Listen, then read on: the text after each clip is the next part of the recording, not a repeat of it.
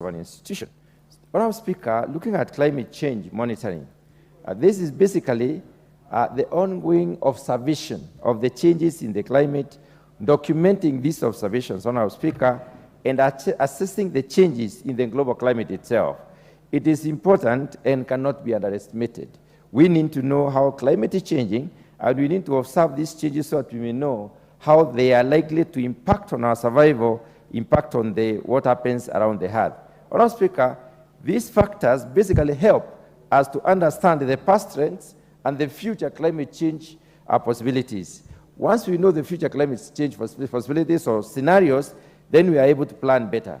Climate change monitoring, Honorable Speaker, involves numerous interlinked components. It's not just one issue, it's many components. And I may wish to mention a few of these components. One of the components, Honorable Speaker, is that it leads to observation and data collection. Observation of the changes themselves and collecting credible data. Scientists collect data from various sources, like the weather stations that are stationed all over, the satellite stations that we have, the ocean buoys, and so on.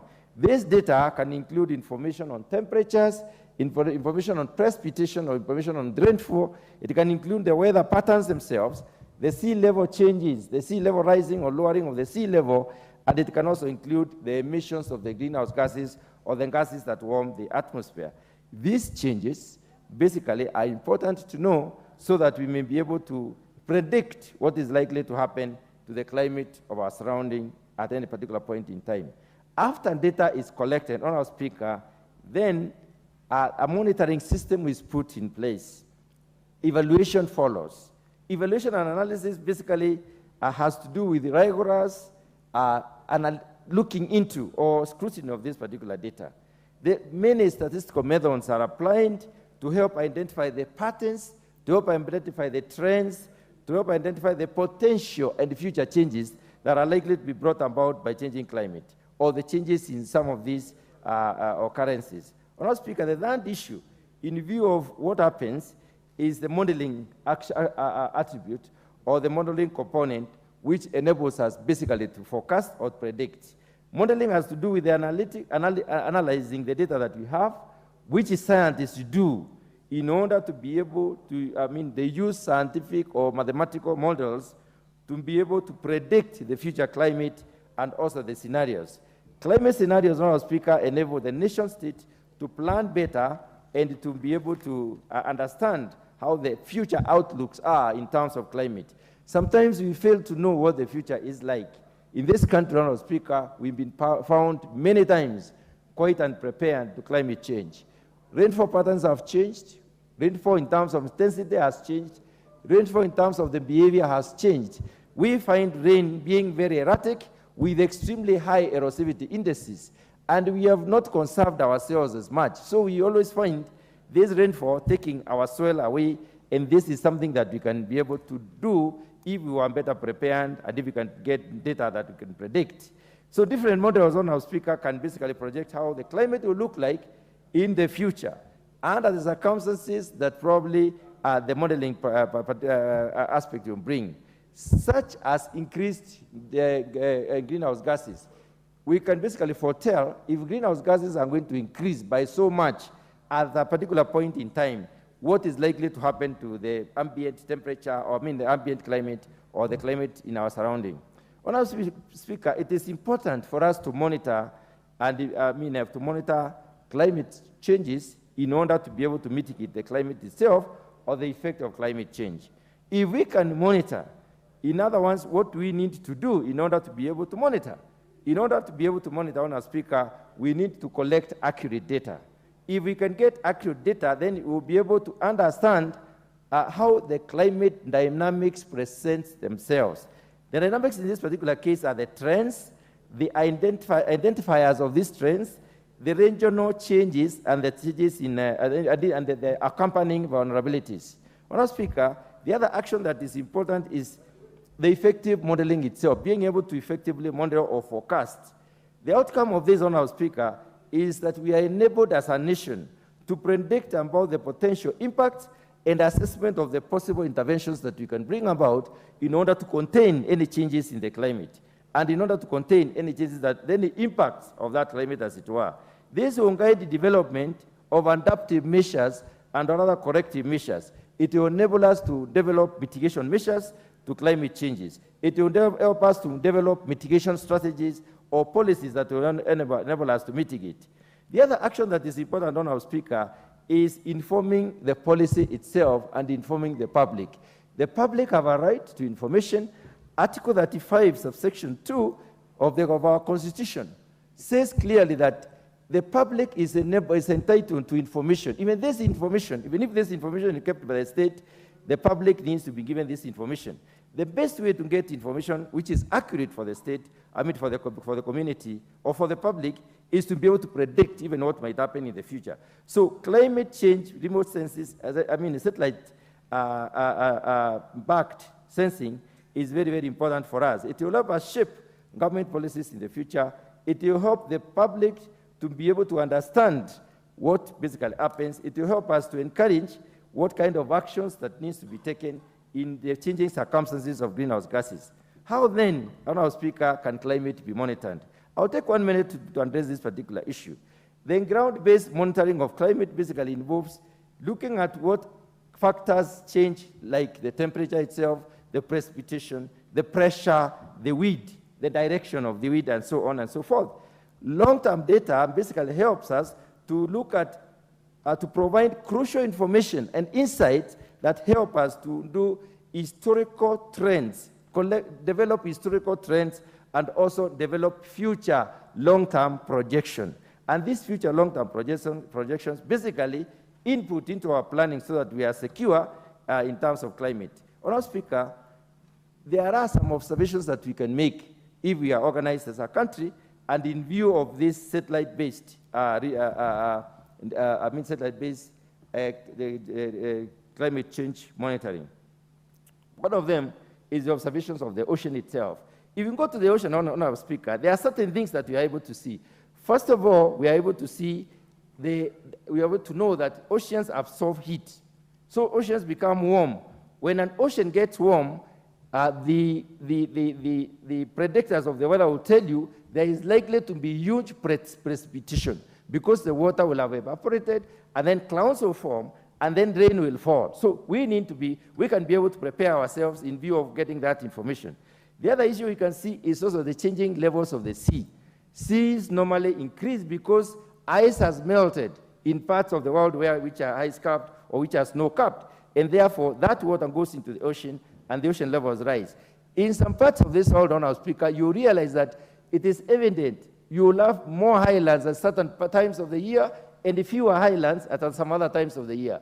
There are fewer highlands because ice has melted, the sea has risen, and some highlands have been submerged. In other times of the year, the water has evaporated, the sea has gone down, and some islands emerge. The Philippines is a classical example of this particular scenario. Honourable Speaker, satellite monitoring is key because it also captures the orbiting of the Earth.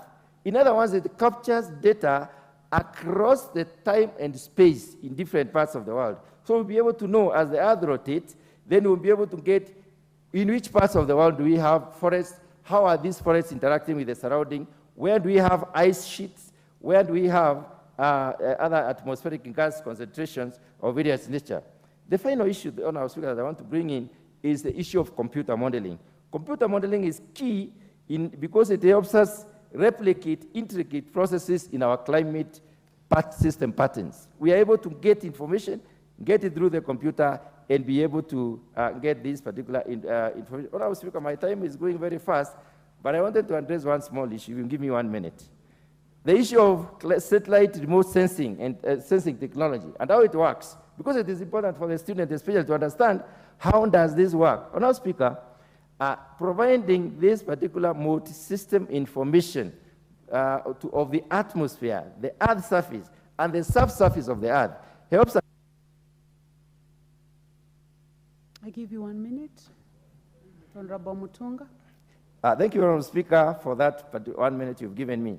It has been recognized that, that this information is actually indispensable. We are able to observe methods of dispensation, particularly due to the capability to provide timely and dynamic spatio-temporal information. Spatio-temporal in this case is information in time and space. So we're able to get to know what basically happens. The other thing that satellite remote sensing can do is dictate the information in many different variables at the same time.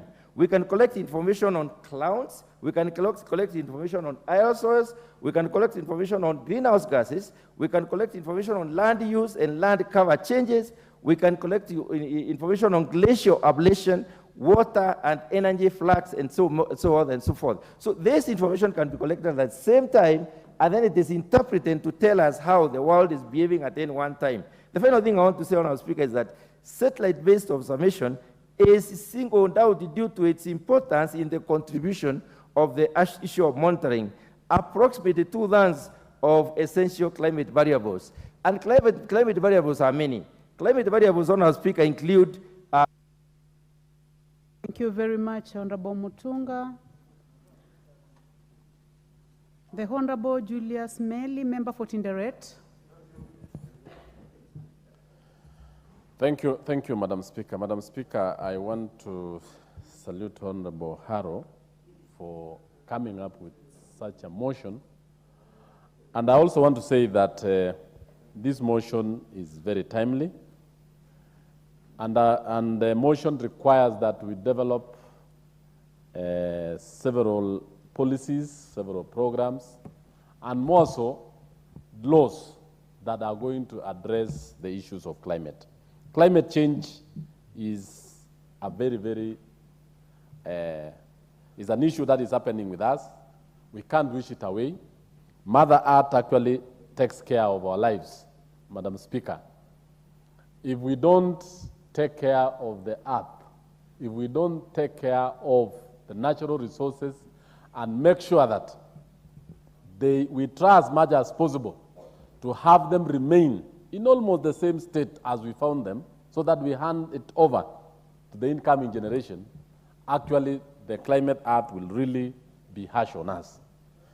Honorable Mutunga has taken us through the nitty-gritties of the details of what entails climate change, the issues the government wants to take through, the scientific programs, and even monitoring systems that can be put in place. But Madam Speaker, I want to speak into this on about 3 or 4 issues. Number one is the issue of government policy on climate change and monitoring. Honorable Haro has just pointed out in this particular issue that the issue of us relying on traditional modes of monitoring is quite outdated. It cannot assist us to know how the changes are taking place in various expanse areas across this country. Yet our country managed to take a satellite into space that we need to utilize. And to utilize it adequately to make sure that we can report almost on spot on issues of climate changes taking place in various parts of this country. That is very important, Madam Speaker. 2, if we rely on the traditional modes of observation, observatory areas, it will actually be, first of all, it's not timely. 2, most of the instruments are not very accurate. And at times, it will actually get us. We cannot get the extent of the damage that has taken place. 3, Madam Speaker, by proper policy, we also need to make sure that if these policies are put in place, we are going to make sure that we can predict the vagaries of nature, floods, droughts, and mitigate their effects on our people. A few months ago, and this has happened in this country in a cyclic manner, hundreds of thousands of livestock was lost to the vagaries of climate change in form of drought. People lost their livelihoods. The economy was affected.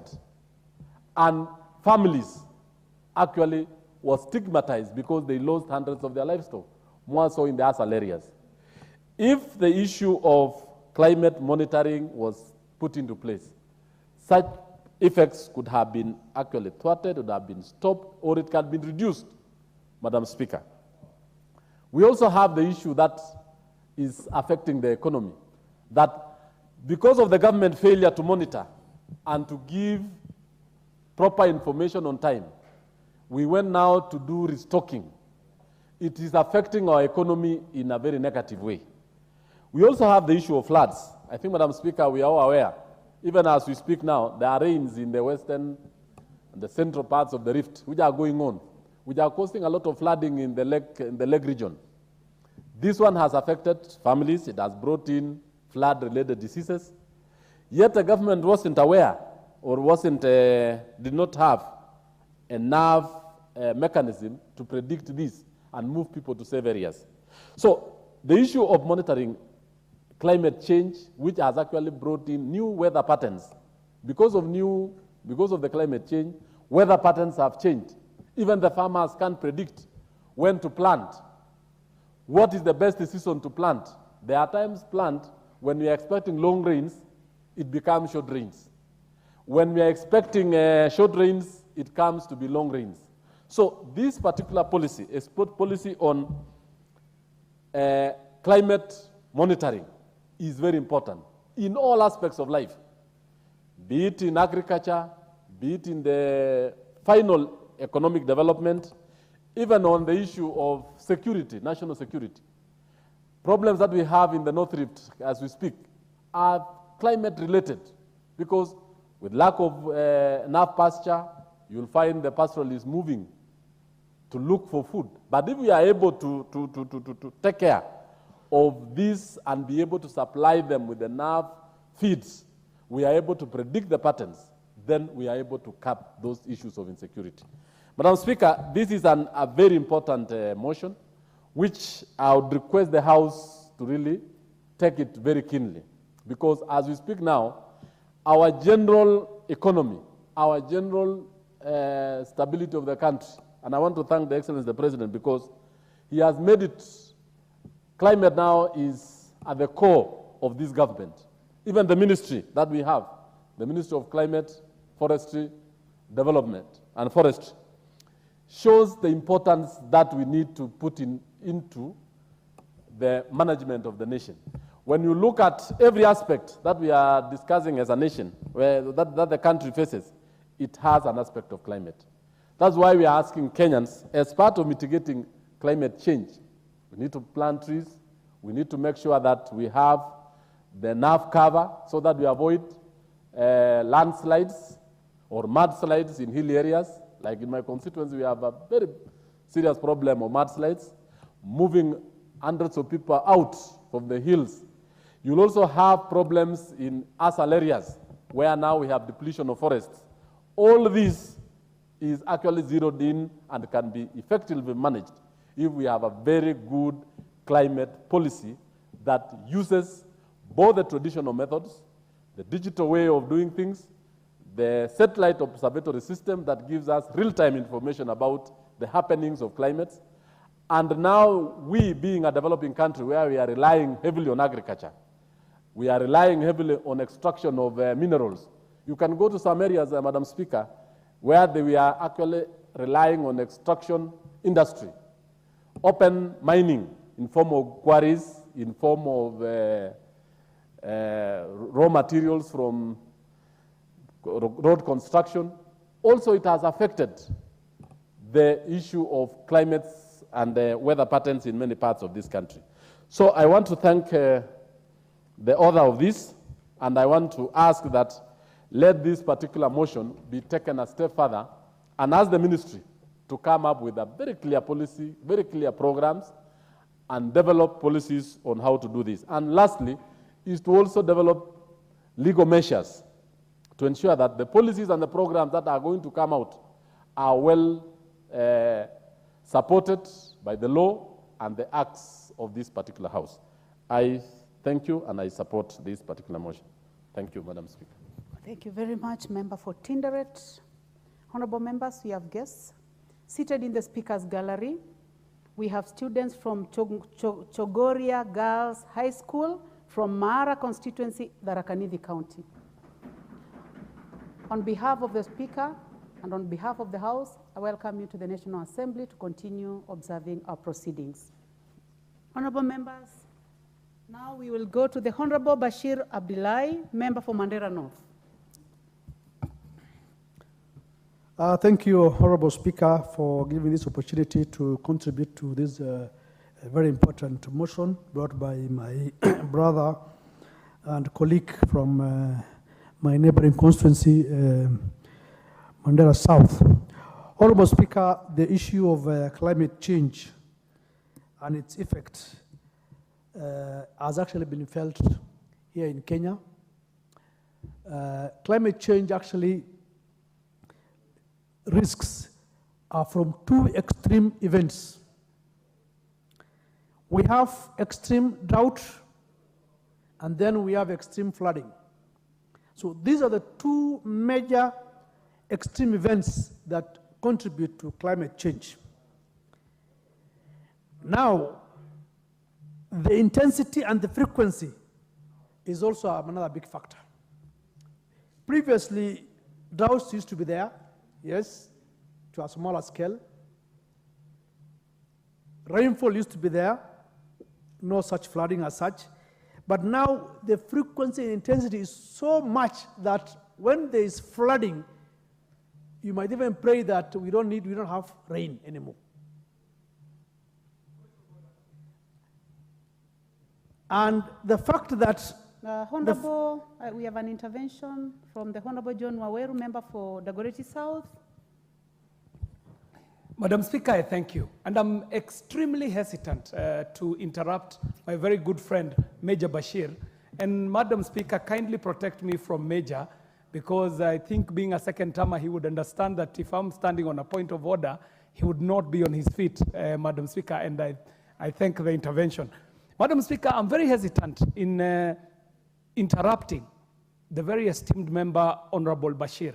But I want to know, Madam Speaker, is the Honorable Bashir in order to tell this House, and in the presence of learners who are actually taking notes, that there has not been flooding seen as we are seeing it today, while we very well know, Madam Speaker, that throughout the history of the world, flooding has been a phenomenon that happens, up to and including what is recorded in our religious books.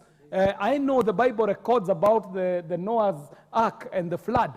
So Honorable Bashir ought to be factual, as is stipulated by our standing orders, so that it does not mislead this House to think that the only flooding that has ever happened is the flooding that happened in his lifetime.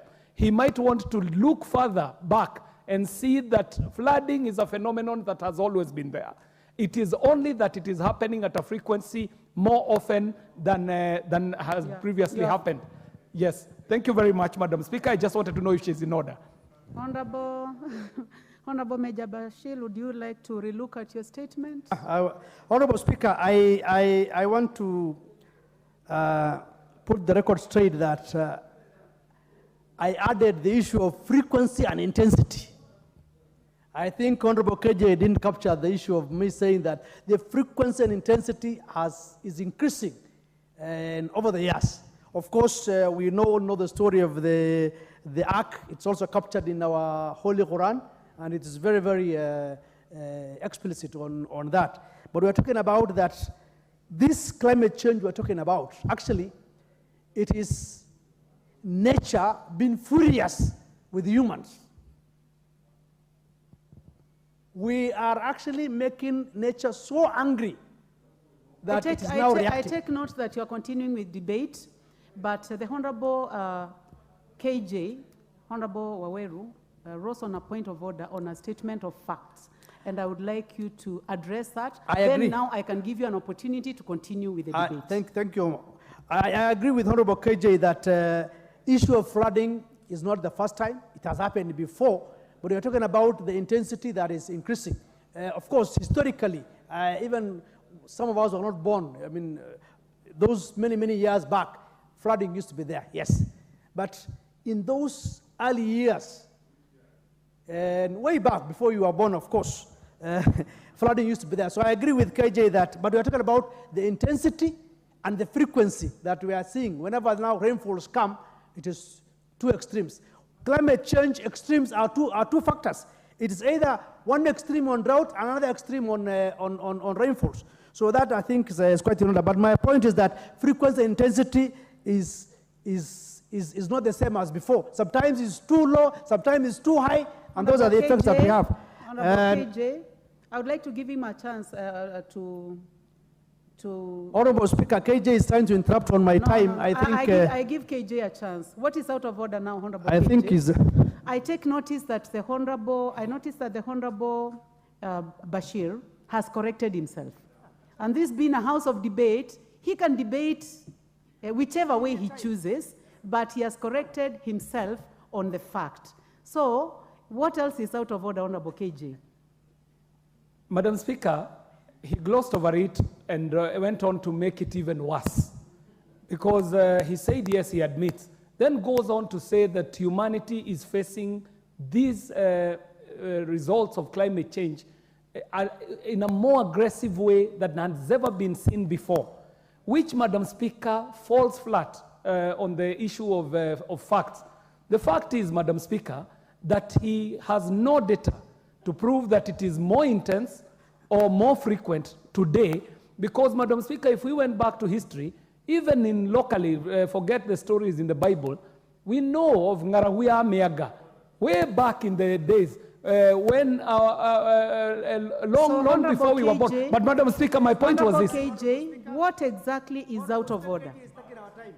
Madam Speaker, my point of order is on a matter of fact. Kindly just call upon Bashir to come with his facts correct. Okay. And I will not stand on an issue of opinion, Madam Speaker. He is totally entitled to an opinion. But when it comes to the facts, Madam Speaker, if he makes a scientific claim, it ought to be supported empirically by data that says that what he's saying is factual. And I won't interrupt again, Honorable Bashir. Thank you, Honorable. Take a seat. Honorable KJ. Honorable Bashir, just a minute. Honorable Hohenbayer. Honorable Speaker, you know, this is a point of order on issues of facts. You know, the Honorable KJ, when I checked last, he has no credentials whatsoever in matter science. You know, I have checked. I have checked his status, his educational background, and he has nothing. So whatever, at least Honorable Bashir, having been a military person, is much more averse to scientific issues. And that he has no monopoly on facts. He relies on Google and internet. Bashir has been schooled properly in science. So continue to give us your wisdom, Honorable Bashir. Thank you very much, both of you. Honorable Weru and the Honorable Leader, the Honorable Bayer. I would like to give an opportunity to the Honorable Major Bashir to proceed. First of all, he is not debating as an expert in climate change. He is debating as the member for Mandera South. And also, his expertise actually is in security. So I would like to give him a chance to conclude. Please proceed, Honorable Major Bashir. Thank you. Thank you, Honorable Speaker. And I would like just to continue.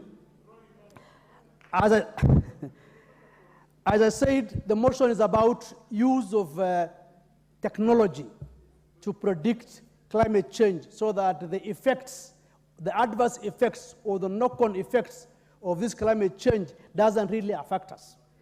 Honorable Speaker, sometimes way back, our pastoral communities used to know that such and such a time, there will be rainfall in this area, and they will migrate.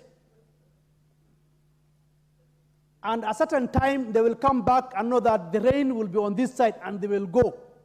Now, that pattern, for now, is non-existent again, because due to the adverse effects, even the timings have completely changed.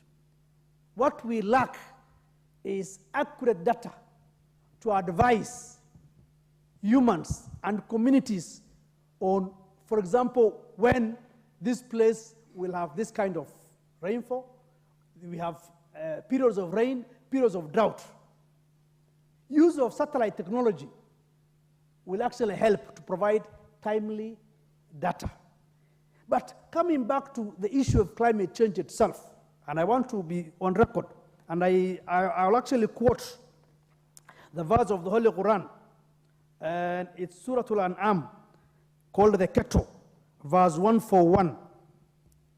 It says, and do no mischief on the earth after it has been set in order. That will be best for you if you have faith. What does that mean? That is very deep. It is humans that are causing the adverse effects that is happening on this earth. Some people are saying, oh, we have these natural disasters, A, B, C, D, but why is it happening? How many other communities besides humans are living on earth that we are displacing? Our scriptures, the Holy Quran also says, if humans sin a lot, you will also have more frequent disasters. So this effect is something that our scriptures talk about. How to deal with it.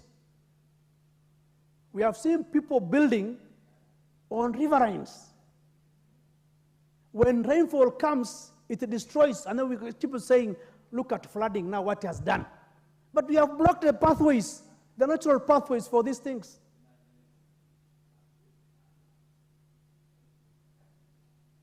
Now we're reeling from the effects of this climate change. But coming back to the motion itself, we are in an era of technology, smart technology. Let us now make use of satellite technology to advise the farmers, to advise everybody so that planning can be done. When we have data, then people can program and plan ahead by saying, in this period, the intensity of rainfall for this period will be A, B, C, D. They can plant. The farmers can program themselves because they have data. We are still using age-old technologies up to now. If you ask the Met department and even visit, you will find that the programs they are using is outdated. Last time, we could not predict that we will have El Nino. No proper information is coming until it had come. So I fully support that this use of satellite technology is very, very key so that it can help our people to predict. But above all, as humans, we are making nature very, very angry. Let nature take its course and ensure that things are properly done. Things have been set in order by God, but humans want to interrupt and bring issues that you want to sort of bring other things that nature did not even expect. So let us ensure that we take care of nature so that nature takes care of us, and so that we plan on this matter. I fully support the motion that we need to use satellite technology so that we have proper data and advise our farmers, our livestock farmers, and everybody that is affected by nature. Thank you very much, Honorable Speaker. Thank you very much, Honorable Major Bashir. The Honorable Owen Baya. Thank you very much, Honorable Speaker. Honorable Speaker, climate change is real. And because of this, we have had unprecedented issues that have affected our people. Today, Honorable Speaker, food scarcity has been caused by climate change. Today, the fish in the ocean are getting depleted, and people are actually sleeping hungry because there is no food. Honorable Speaker, I think this country in the last season lost very many herds of cattle because of climate change. Now, because of the issues that climate change has given us as a human race and the people who are moving towards higher technological levels, we need to leverage on technology for us to be able to predict accurately weather patterns and weather changes for sustainable development of this nation. Honorable Speaker, If you look at other developing countries, for example, if you go to the United States, they're able to accurately predict that a hurricane is coming. They're able to predict whether a storm is coming almost to an accurate level. If you go to Europe, they're able to tell you its climate has changed now because, or in the next 1 hour, weather will change because of their ability to leverage on technology. This country, if you go today to Ngomeni, where the former San Marco Satellite Center is, a lot of data is harvested using, is being mined and harvested using the technology that we have there. But this country has not been able to use that technology that is available in this country, that is being used, that is available in this country, but used by other countries outside Kenya, to actually predict weather patterns and plan for the future. Planning for the future, Honorable Speaker, is very important, because if you know what will come next, you'll be able to plan for the future so that this country is not caught flat-footed. 3 months ago, I think the weatherman said that we're going to have El Nino. And I remember this country started preparing, and government started preparing and putting together resources to ensure that we mitigate the El Nino rains that were coming that had been predicted. But, Honorable Speaker, I think 3 weeks after, we were being told that, oh, you see, that prediction was not accurate. And it was announced again that we do not have El Nino. Then one day, just one day, out of nowhere, we got the heaviest rain. I remember I was in Kilifi in my constituency, and there was too much rain, and the bridges were washed and everything. And, you know, people woke up to the surprise that rain is so heavy. And I think many parts of this country, but that rain happened in only one day, and yet people had prepared for El Nino for almost 3 weeks of rain. And I think a question was asked in this parliament, where did the resources go? The resources that had been set aside to prepare for El Nino. That is what we need to look at.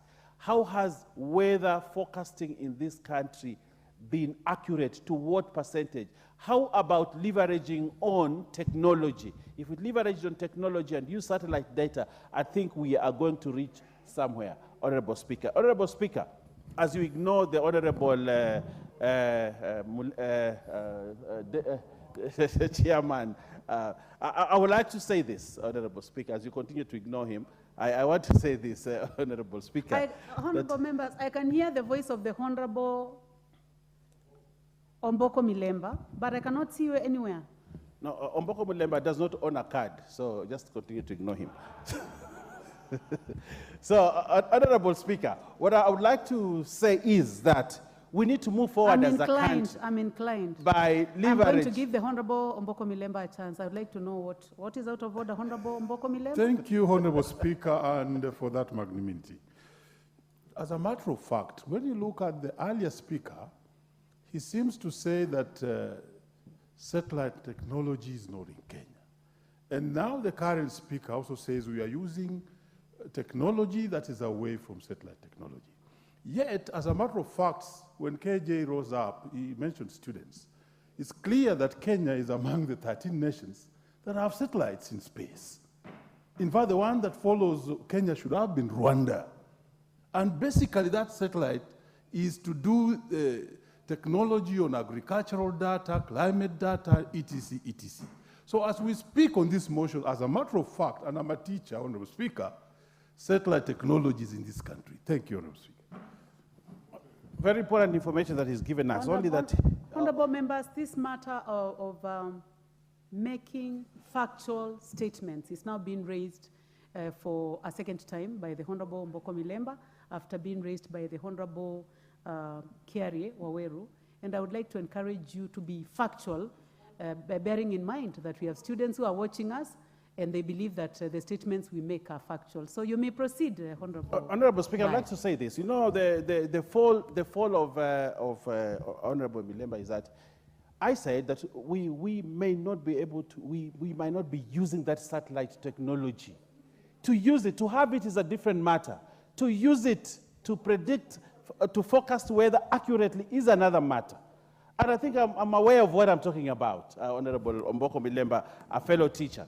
that we Please have that just technology. proceed now with the debate. We have that technology. If you go to Ngomeni, where the Italian Space Center is, it is one of the best in the world. It is in this country. But how is it useful to this country? And those are the things that we need to do.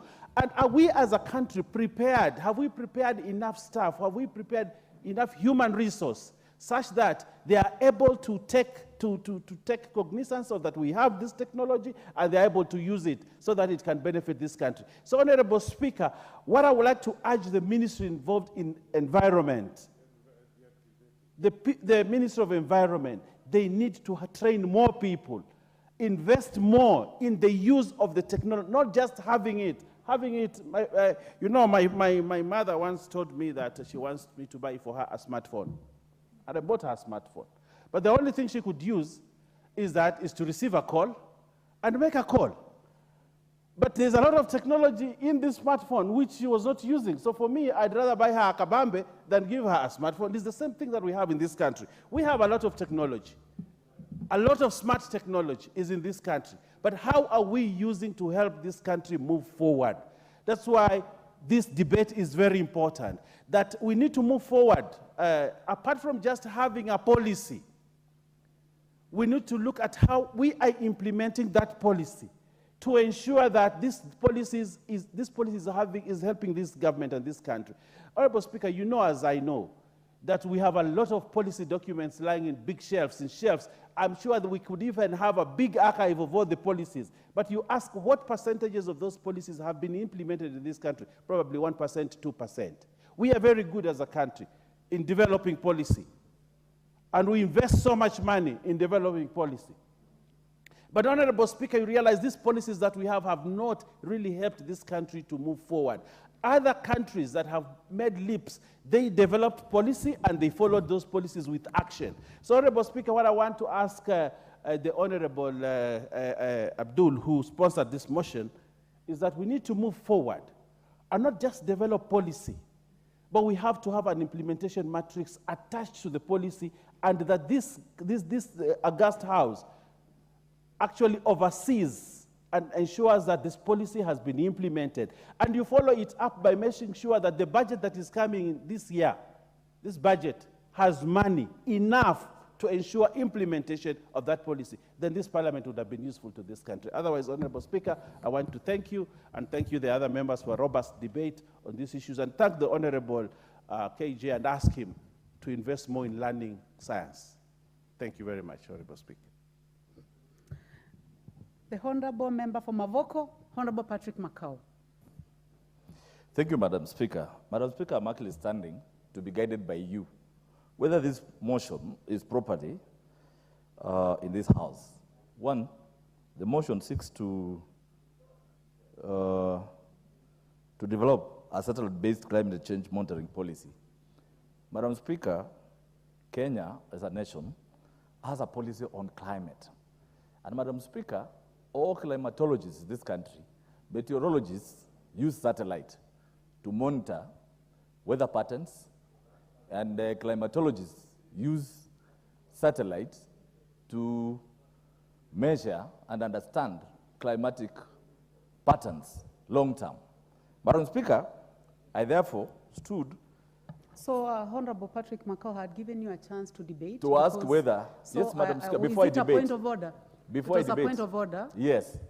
Before I debate, Madam Speaker, I wanted to understand whether the mover of this motion wanted an amendment on the policy, because we already have an existing policy on climate in this country, which relies on satellite-based monitoring. So I don't know why they want to introduce this motion to... Exactly, the motion is already there, so I wanted the Speaker to tell us whether it's actually in order, whether it's properly in this House, because we have an existing policy on climatic change using satellites, Madam Speaker.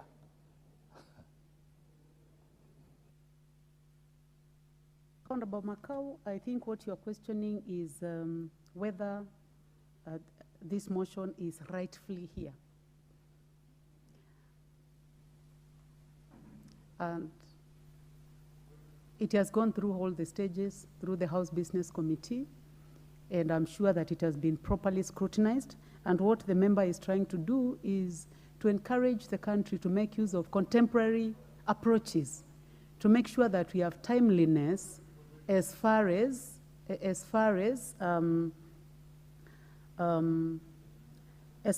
dealing with weather forecasting is concerned.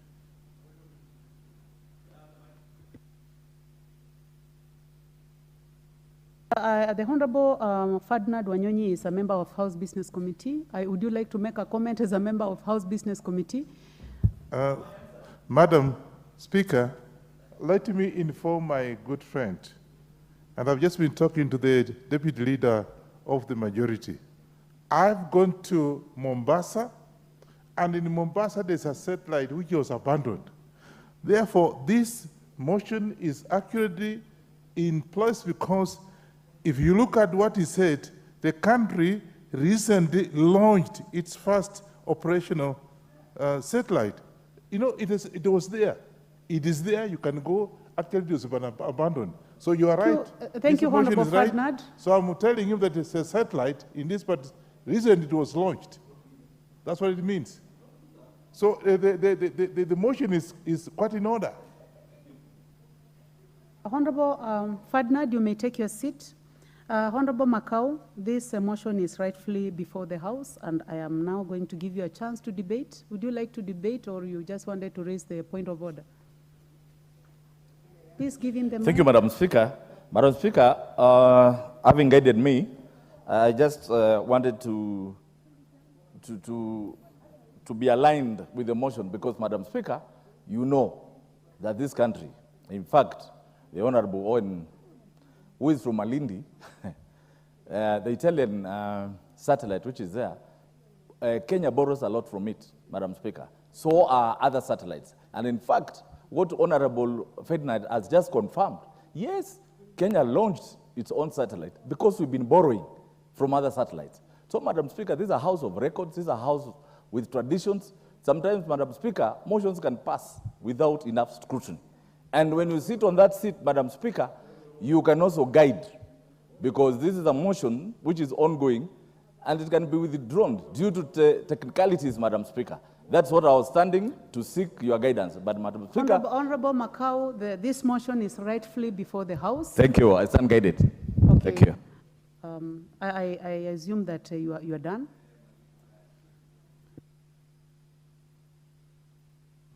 The Honorable Lynette Chepkoril, member for Bomet County. Is she in the House? In the absence of the Honorable member for Bomet, I give a chance to the Honorable Lillian Gogo, member for Rangwe. I thank you so much, my sister, the Honorable Speaker that is sitting. Thank you so much. There was an emergency, and thank you for giving us an opportunity to go and handle it. I really appreciate you. And I want to thank my brother who has brought up this particular motion that has been duly debated. It's a very good idea. And I also want to say, Honorable Speaker, that moving forward as a country, we must rely on technology. And technology is what is being practiced.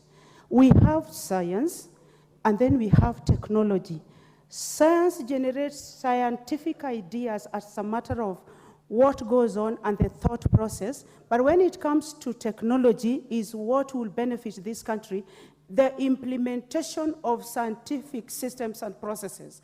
And when my brother and senior proposes that we have our meteorological systems, the data systems, information technology appreciated in climatic change prediction and also climatic change practice, so that we can have an accurate data systems that would be reliable to the country. Honorable Speaker, I rise to support. And I also rise to support, Honorable Speaker, because if we have anything that we do as a nation pegged on law, pegged on proper legislation, pegged on proper policy, Honorable Speaker, it is a plus for the nation. So we want to have a system that is satellite-based so that we don't make mistakes, so that our departments that predict the weather, the seasons, the happenings of nature, do not miss it. One of the members had earlier talked about AI, and AI is what is currently going on, Honorable Speaker. And this is the chair of ICT. He knows what he was talking about, Honorable Speaker. And we must go together with the rest of the world in the things that we do, Honorable Speaker. So when Mheshimiwa proposes that we have these ones housed in our own satellite systems, we would do that, but also house it in friendly satellite systems, so that if we were to have any that has a problem with our system, then we don't lose our data in its entirety, in its fullness. And we have backup systems, but we also want accuracy. Honorable Speaker, we want efficiency and efficacy. That whatever we are going to do, Honorable Speaker, it is time-bound, and apart from being time-bound, it is a deliverable. And it is a deliverable to who, Honorable Speaker? It is very unfortunate that many times, Honorable Speaker, we come here and speak big English. We look learned as members. Of course, I know there are members here who are very learned, Honorable Speaker, and they are serious people in their areas of discipline. But when I came to talk about efficacy, Honorable Speaker, I want the things, the matters, the issues, the ideas, the policies, and the laws that we legislate on matters that affect the various disciplines must eventually be practiced to benefit Wanchiko. They must be practiced to benefit Mama Mboga. They must be practiced to benefit the farmers who toil left, right, and center, Honorable Speaker, in this country. If it is rain, how much of it is coming? How much is it going to be an excess of? And how much of dry spell are we going to have? How much of milk glut are we going to have, Honorable Speaker? And if we are to do avocados, I ask our KRA people to leave our avocados farmers alone so that they can just get their basic income. They just leave. But on this, Honorable Speaker, I want to appreciate that we should have systems the way has been proposed in this bill by my brother. We have systems that are reliable. We want reliability. We also want accountability here, that when we predict weather changes, when we predict climatic changes on the basis of scientific data, there is accuracy and there is also repeatability. We want repeatability, that when somebody else tests what we have done, they are able to get results, Honorable Speaker.